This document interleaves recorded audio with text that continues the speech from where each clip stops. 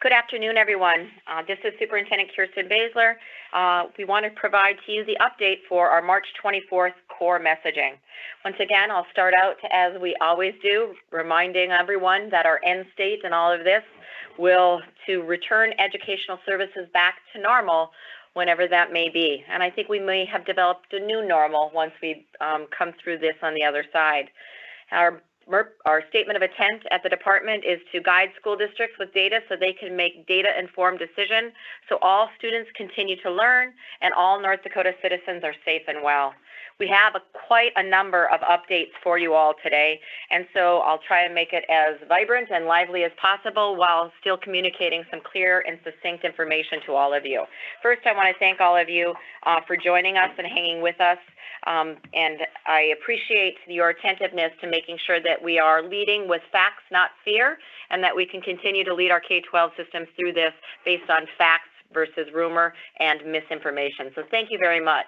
I first want to update you on a few things. We'll start with the distance learning expectations.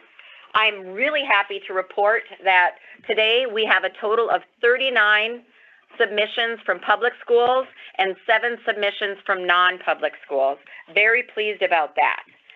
As I want to walk through a flow chart that I think will be helpful, when the plans get submitted to the Department of Public Instruction, they will be submitted to a central person, a single person, Amanda Peterson, at the Department of Public Instruction.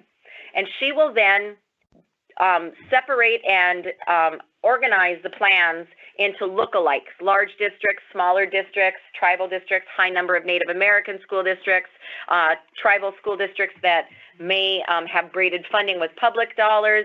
So all of those different factors will go into the organization and the sorting of the plans.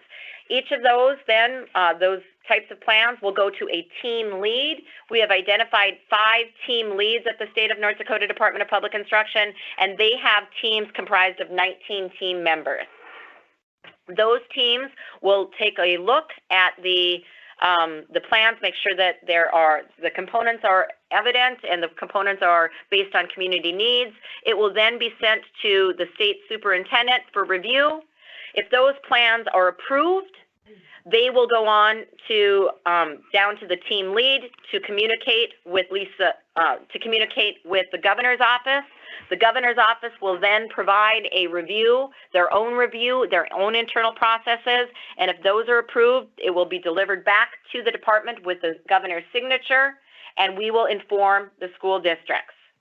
If at the first review at the state superintendent Department of Public Instruction level, it will go back to the team leads to work with the districts to update their plan and provide to implement the necessary components that are missing. If the governor chooses not to give the approval, that he has the authority to do so, it will then go back to the Department of Public Instruction, back to the team lead to work with the districts. And again, we will begin the cycle again. So that's the organizational chart and level of approval process that is going on.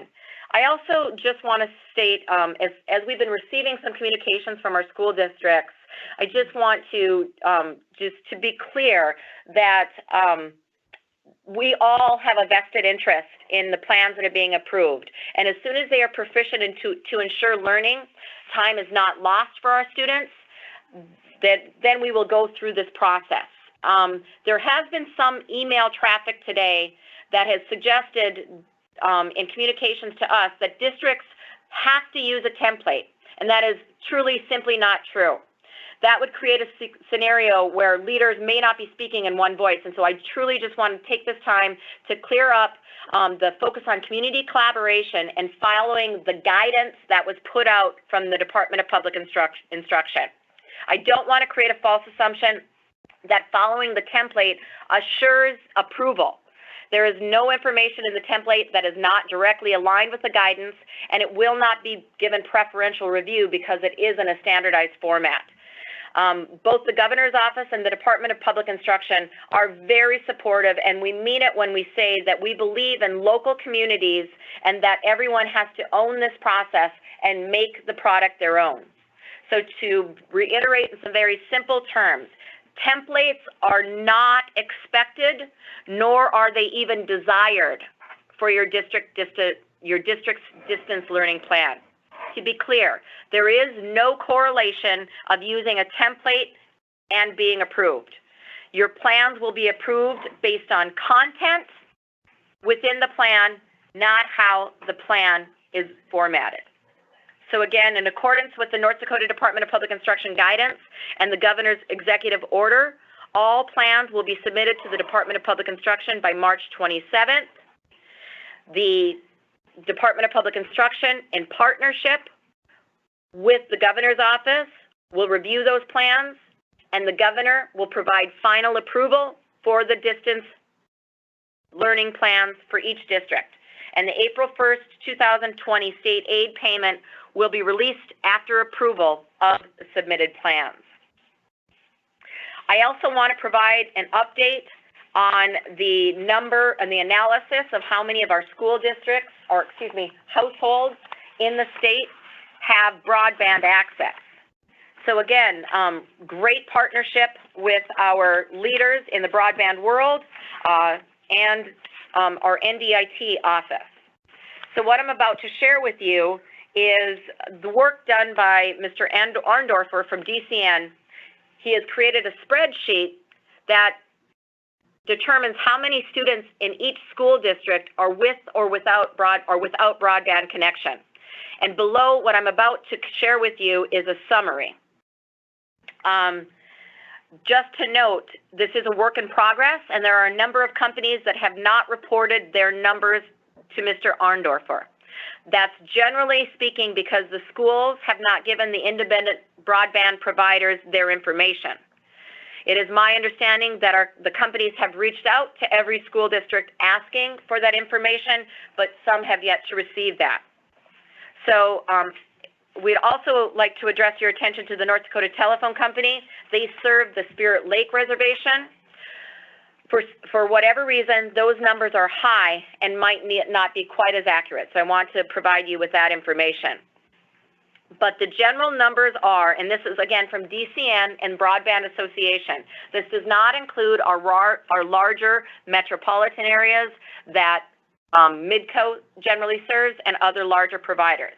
But what we're looking at then is for our rural households, and for rural households, the enrollment of our school districts is comprised of about 50%, just over 50% of our students are in our smaller rural school districts.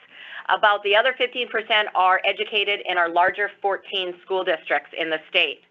So given this, let's say 50% of our 114,000 school students, public school students, is give or take about 157,000. So of the 57,000 students in our state, the number of homes identified at this point with as much data as we have now, those homes without broadband are 649 homes.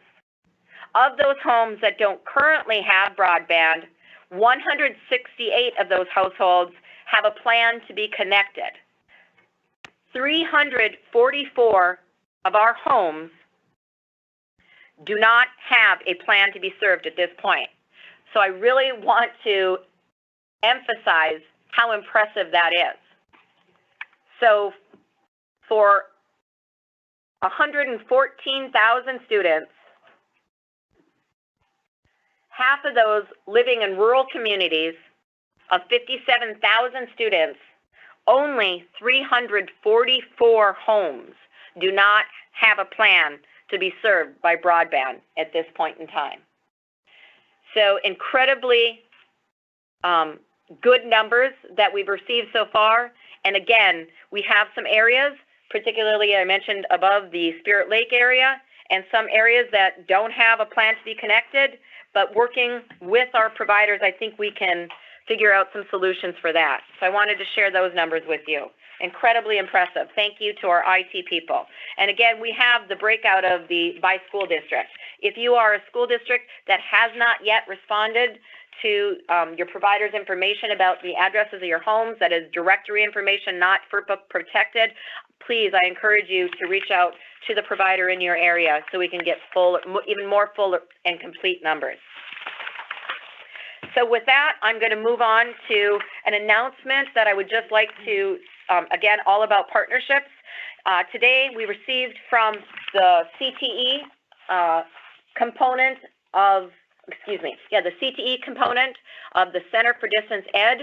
Wanted to let everyone know that the Center for Distance Ed, under the umbrella of Career and Technical Education Agency, is offering for free their online learning pedagogy training for 1 CEU credit for free.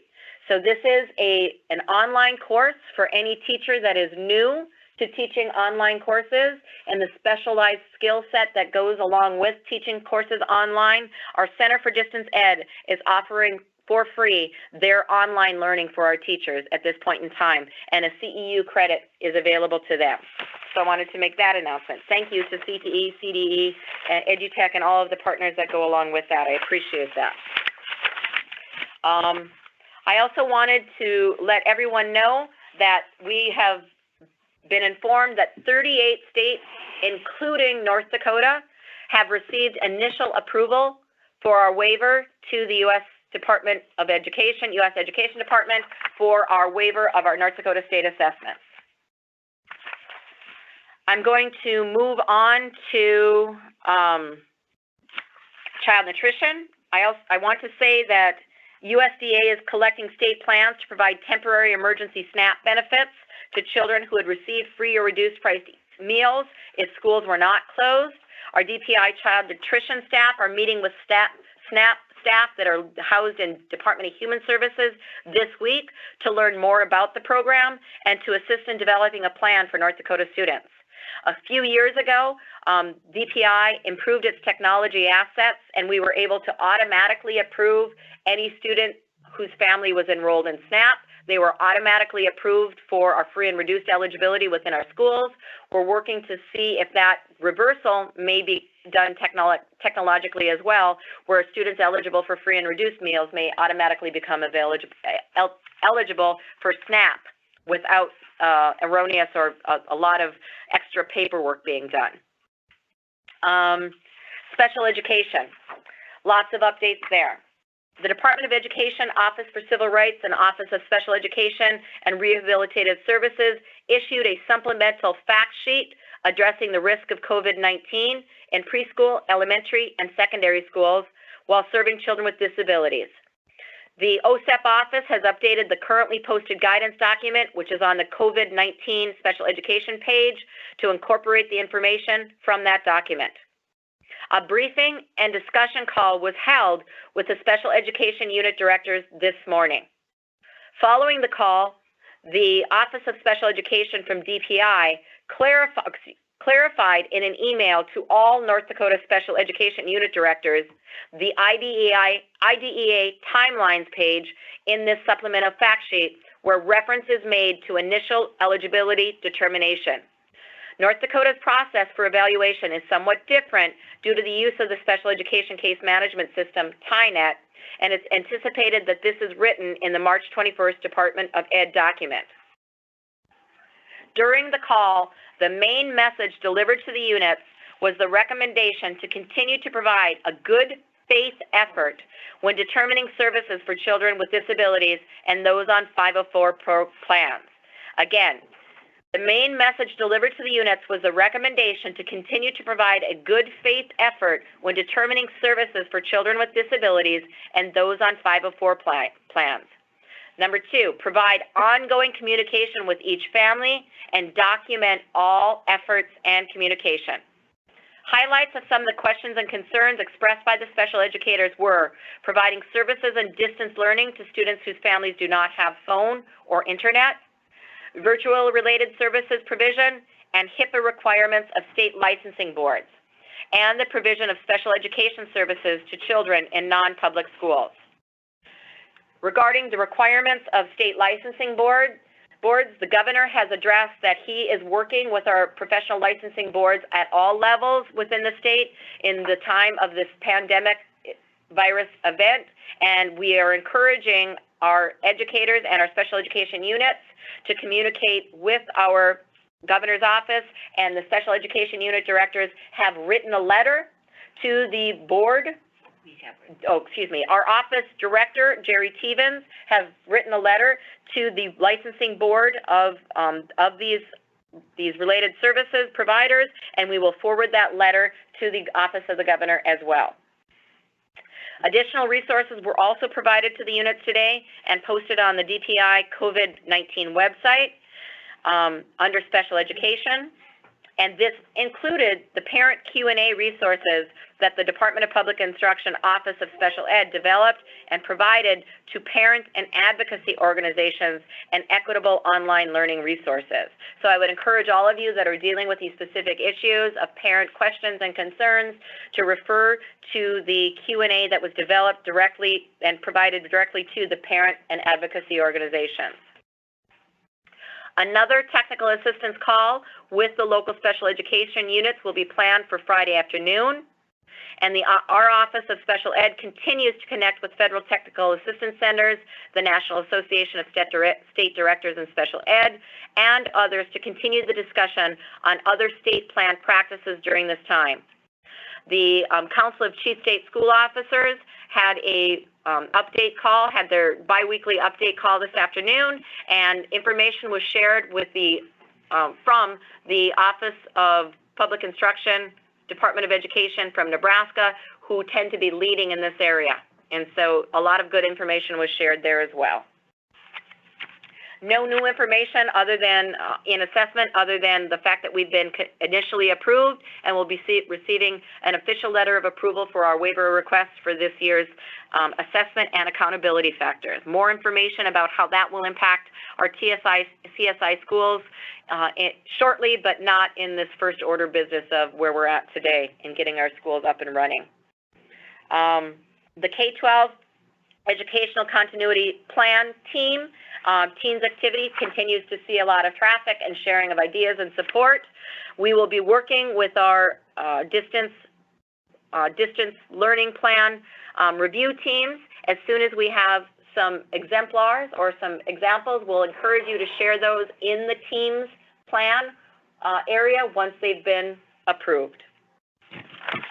So with that, I believe that concludes our briefing today. I will just reiterate for those of you that weren't able to see the governor's press conference, I will reiterate some of the expectations that he went through and some of the questions and answers that he received today. He did identify that the governor's office would be receiving the plans after we did, after DPI. He did state that DPI is doing the work on the distance learning application reviews and then forwarding to his office for approval. He reiterated information that I started the call with. DPI is divided into teams and groups to review these applications. He outlined the process of groups concentrating on larger school districts, others on smaller school districts. He said the DPI will make sure that distance learning plans incorporate new flexibility offered by his executive order and federal waivers.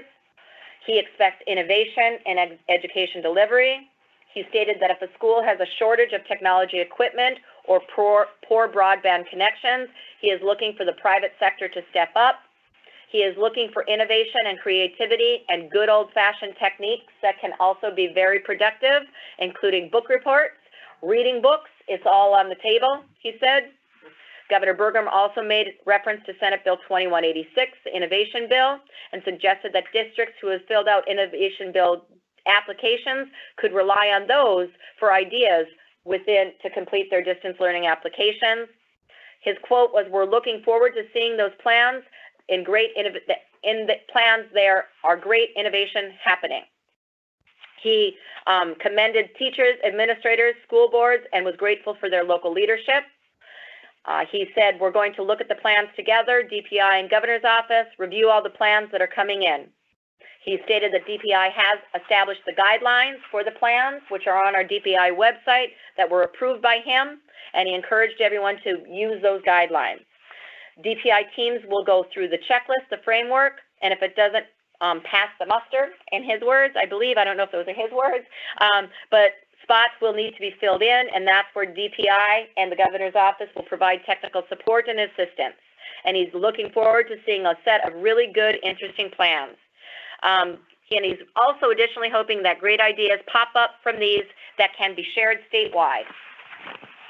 I will just reiterate in the guidance that we are using that the governor has high expectations for schools and the plans that are going to be approved, and he understands the importance of the delivery on taxpayer expectations for the foundation aid funding that will be received. Specifics that are included in the guidance is how learning will be provided to be a full continuation of learning where it left off on March 13th, how schools will measure attendance to learning, not physical attendance, but attendance to learning, clearly what the expectations of staff will be, ensuring equity in terms of both access and educational equity, special education and 504 considerations, English learner considerations, federal title considerations, and of course, the all-important school counseling services and child nutrition delivery. So with that, I will end today's call, and I'm not sure how many quotes are out there of Mr. Rogers, but I think there are quite a few, and I think it will be important for us to keep referring to Mr. Rogers. I know I am in this time, and so for those of us, I'm going to leave us with the call or with the quote that I spoke of earlier. Mr. Rogers says, "When I was a boy and I would see scary things in the news, my mother would say to me, 'Look for the helpers. You will always find people who are helping.'" So for all of you on the call today, you are the helpers in this world. You are playing a very important role, whether it be the media that have joined us, the educators, the teachers, the parents that have joined us. You are all helping children, and I appreciate that. Thank you, and have a good night.